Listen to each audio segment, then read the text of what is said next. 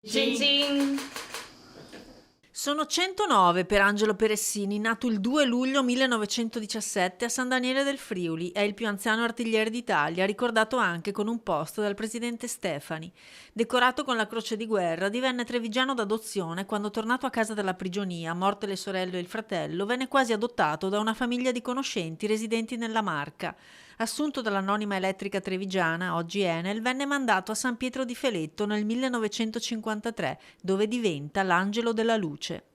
E io sono rimasto qua a tutelare tutte le persone che hanno bisogno della luce.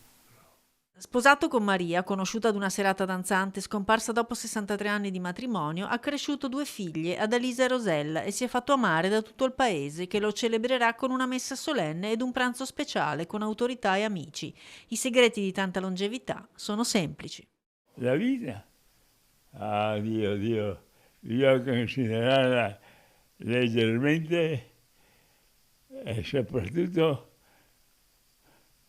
volersi bene, non odio, non rancore, niente.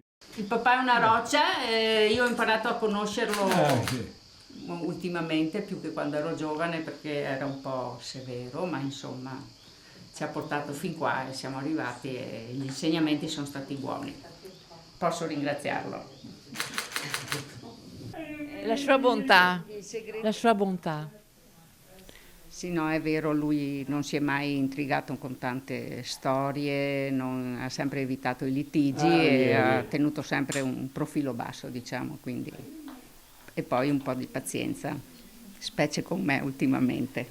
Io ricordo Angelo a guardare le partite, finite le partite si mangiava il suo bel panino col pastin, con la cipolla e la sua bella birra.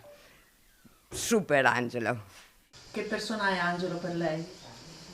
Magnifica e rara. Bravo. Angelo è una persona semplice, ma generoso, di sani principi e soprattutto insegna la morale a tanti.